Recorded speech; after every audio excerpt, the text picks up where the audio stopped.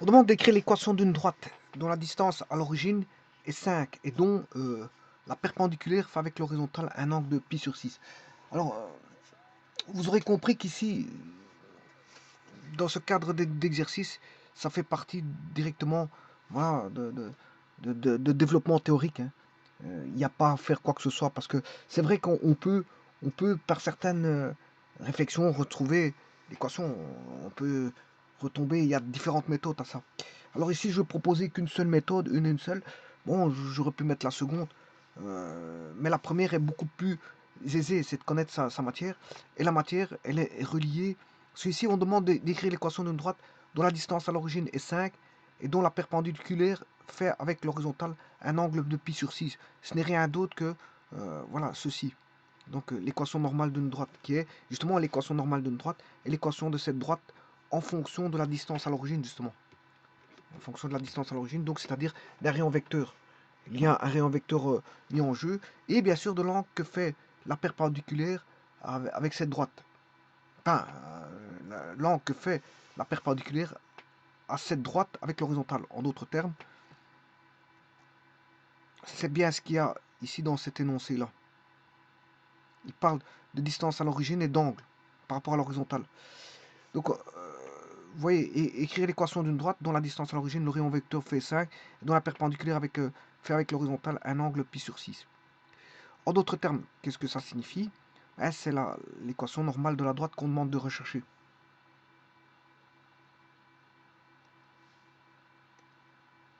Bien sûr, un repère orthonormé étant posé, hein. Donc la première des choses, c'est de poser un repère orthonormé. On connaît bien sûr les axes et l'origine. Je dirais plutôt l'origine et les axes. Parce qu'on place d'abord une origine, hein, O, voilà, qui est le 0, 0, Y, X. Et puis, on demande, quand on a une certaine distance, alors une distance, quand on met une droite, une distance à une droite, c'est perpendiculaire, hein.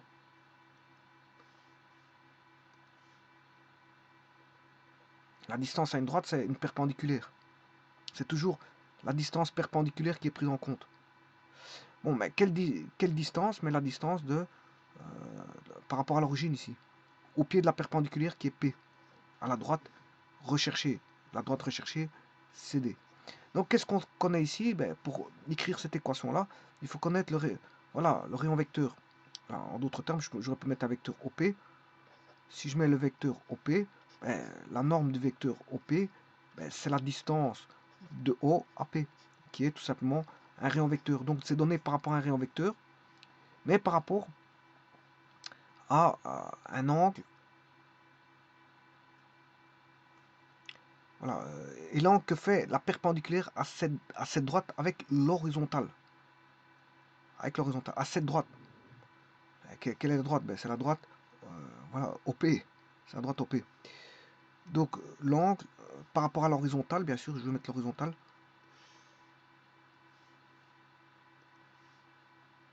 Cet angle, c'est cet angle-là, oméga, et qui se retrouve ici. Parce que H ici est parallèle à OX. Et donc, si je coupe par une droite, si vous avez deux droites parallèles, ça c'est deux droites parallèles, si on coupe par une troisième droite, les angles ici sont correspondants. On a les mêmes angles, alpha, alpha. Et c'est ce qui se passe ici. On aura oméga et oméga. Et il s'avère qu'ici, justement, on donne... Et donc, vous aurez compris que c'est l'équation de la droite donnée en fonction du rayon vecteur et d'oméga. S'il s'agissait d'un point, on aurait parlé de coordonnées polaires. Voilà, mais ici, c'est une droite. On recherche l'équation d'une droite en fonction, si vous voulez, du rayon vecteur et d'oméga.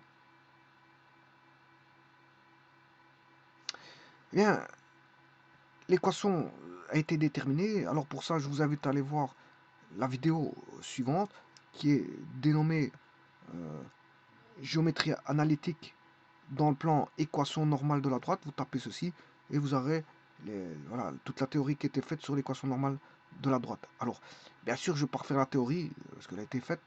Je vais juste utiliser, c'est un outil. Une fois que la théorie est faite, la théorie était faite, ben, ça devient un outil. C'est un outil mathématique d'usage pour faire des exercices beaucoup plus rapidement. Parce que je vous ai dit qu'il y a plusieurs méthodes à ça. Mais je vais utiliser la méthode la plus simple. La plus simple, eh bien, la méthode la plus simple, c'est l'équation sera donnée en fonction de oméga, c'est x cosinus oméga plus y sinus oméga égale au rayon vecteur. Tout simplement. Voilà. Et ça, c'est l'équation normale de la droite. C'est l'équation normale de la droite.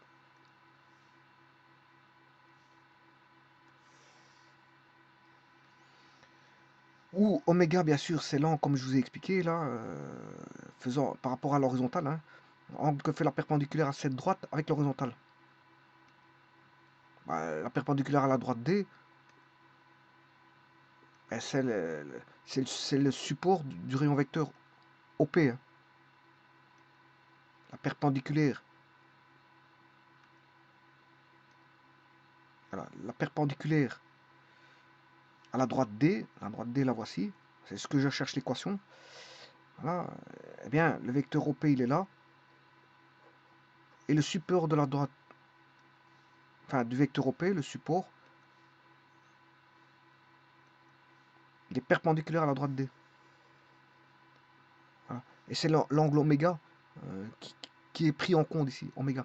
Et justement, oméga, on le retrouve, comme je vous l'ai dit, ici et là. Mais cet oméga, il est donné, puisqu'il vaut pi sur 6, et la distance, le rho, il est donné, puisqu'il vaut 5. Dans l'énoncé,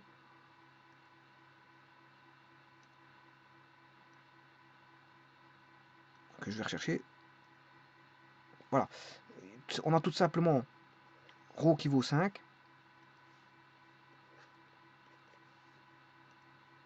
puisque c'est la distance à l'origine jusqu'au pied de la perpendiculaire. C'est la distance de haut à la droite, parce que la distance à une droite est toujours perpendiculaire à une droite, hein, la distance est toujours perpendiculaire, parce que si je prends une droite, si je prends la distance de P à la droite, c'est pas celle-ci, c'est pas celle-là, c'est pas celle-là, c'est celle qui est perpendiculaire, c'est-à-dire celle qui minimise la distance. Hein. Voilà, c'est la plus courte distance, c'est-à-dire c'est la plus courte distance. Hein. Donc c'est pour ça qu'on prend la perpendiculaire, parce qu'il y a une infinité de distances, on prend la perpendiculaire. Et donc ici, le rayon vecteur, il fait 5, et l'angle oméga, il vaut pi sur 6. Donc j'écrirai que x égale x fois cosinus pi sur 6 plus y fois sinus pi sur 6. Alors, égal à bien sûr à rho, et rho ici vaut 5. Alors, le tout c'est de savoir que pi sur 6 est 180 degrés divisé par 6, ce qui fait 30 degrés. Donc on recherche le cosinus de 30 degrés et le sinus de 30 degrés. Alors le sinus de 30 degrés, c'est un demi. Et le cosinus de 30 degrés, c'est racine 3 sur 2. On aura racine 3 sur 2 x égale 5. Bon, je vais le réécrire, hein, parce que c'est vrai que c'est mal écrit.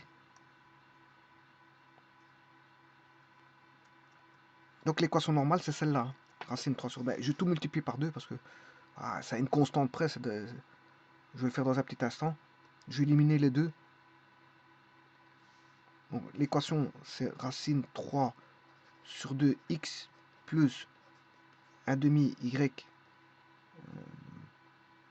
égale 5.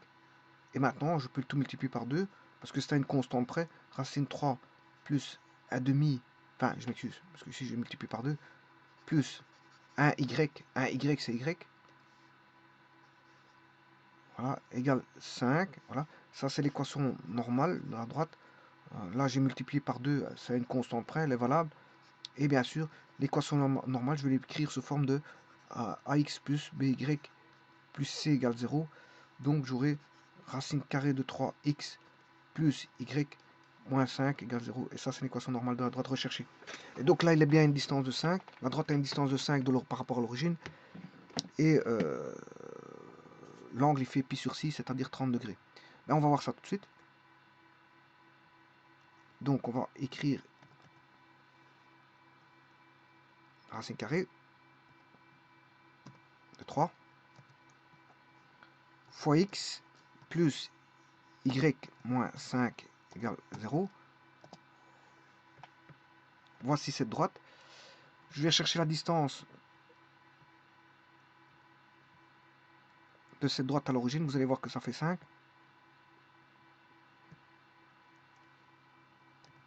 Alors, je vais mettre l'origine, bien sûr. O égale 0,0. Bon, j'aurais pu tracer... je peux mettre une droite perpendiculaire, support du vecteur. Hein. Voilà. Donc la droite perpendiculaire aura pour coefficient angulaire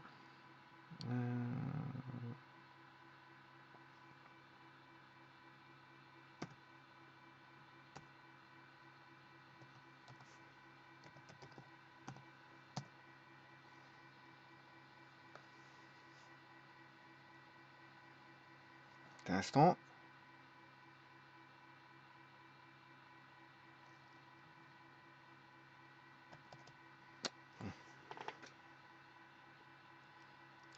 À mon avis, je sais pas s'il a bloqué.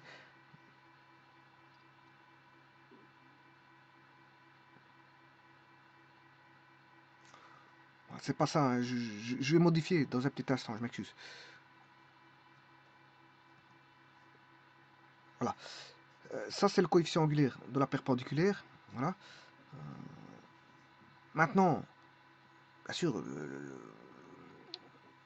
le pied de la perpendiculaire au point P, c'est l'intersection entre les deux droites. Hein.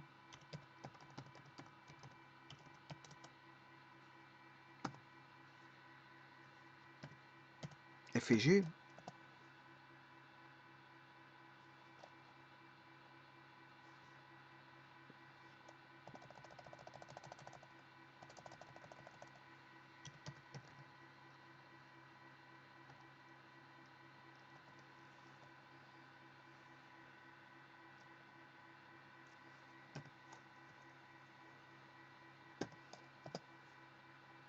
Voilà, que je vais appeler P, puisque c'est le pied de la perpendiculaire.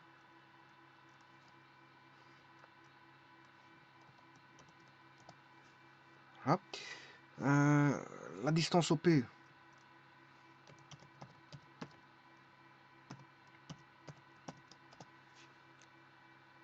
Ah. Oui, j'ai oublié de multiplier par 2. Ouais, parce que j'ai tout multiplié par 2, c'est pas... Ah, ici, c'est fois... Je me suis trompé, parce que si je multiplie par 2, ça fait 10. Hein. Si je multiplie tout par 2, ça fait 10, et pas 5. J'ai oublié de multiplier la constante par 2.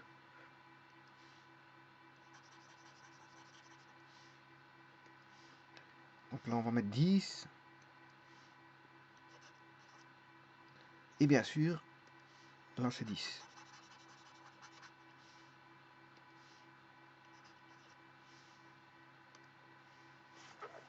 Je vais modifier la droite. 10. Voilà. Et là, la distance, elle vaut 5. Attends, je vais mettre un point quelconque qui va être en 5, par exemple. 5,0. Et je vais chercher l'angle. Et vous allez voir que vous allez avoir pi sur 6. A, O, P. Voilà, ça fait bien 30 degrés qui est pi sur 6. Donc on a bien une distance de 5 et pi sur 6 d'angle. Bon, maintenant la distance. J'aurais pu trouver la distance en faisant la distance de F à O.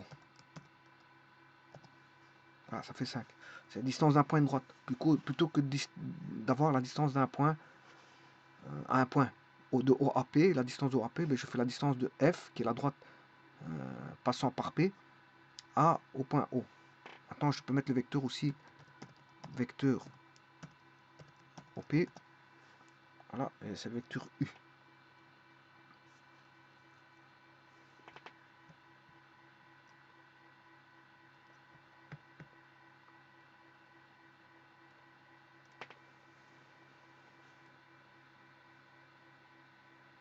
Et donc on a bien à une distance de 5, comme l'énoncé le veut, bon, on a une distance de 5, et fait un angle de pi sur 6 avec l'horizontale. Bon, maintenant, j'ai oublié juste un petit truc pour dire qu'on a bien une équation normale de la droite, parce qu'on a une perpendiculaire par rapport à, voilà, au vecteur OP.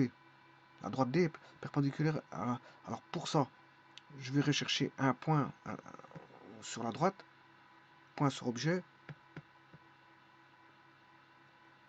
voilà, et bien montrer qu'on a un angle droit, angle en O, P, B, ben voilà, c'est un angle droit, 90 degrés.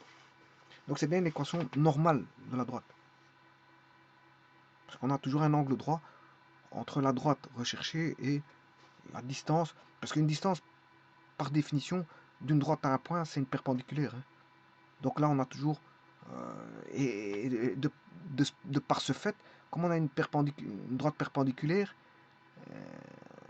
qui est reliée à l'origine, mais on peut en faire un rayon vecteur. Et donc, un rayon vecteur qui est la distance OP. Puisqu'une distance, c'est toujours...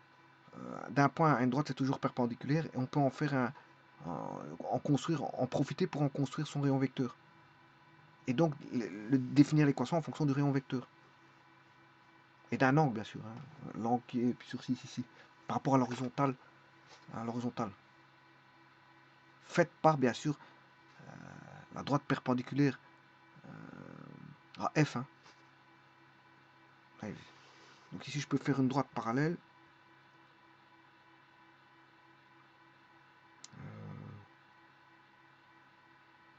Parallèle à l'axe. Passant par P. Voilà. Et on a toujours l'angle de 30 degrés là-bas. Parce que l'angle, le véritable angle alpha, c'est par rapport à ce que je vais mettre maintenant dans un point sur objet. 1, 2, voilà. Et c'est par rapport à cet angle-là. La définition, c'est par rapport à cet angle-là. Mais on le retrouve, bien sûr, par rapport à l'origine. Le véritable angle, il est là, qui est 30 degrés. Mais qu'on retrouve à l'origine parce que on a... voilà, parce que c'est pas de par la définition, voilà, c'est l'angle que fait la perpendiculaire à cette droite. La droite, ben, c'est la droite OP avec l'horizontale. La droite OP, voilà, la droite OP avec l'horizontale. Mais qu'est-ce que c'est que l'horizontale? Ben, c'est H. L'horizontale, c'est H. C'est OX, mais c'est aussi H. Et donc l'angle, il fait, c'est l'angle CPD, qui vaut 30 degrés. Mais cet angle CPD, on le retrouve à l'origine, puisque c'est l'angle AOP. Mais l'angle AOP, justement, c'est voilà, l'angle d'un repère polaire. Hein. C'est l'angle d'un repère polaire où l'axe des origines du 0 degré est l'axe OX. Voilà. Et le rayon vecteur, bien sûr, c'est la distance OP. Je vous remercie.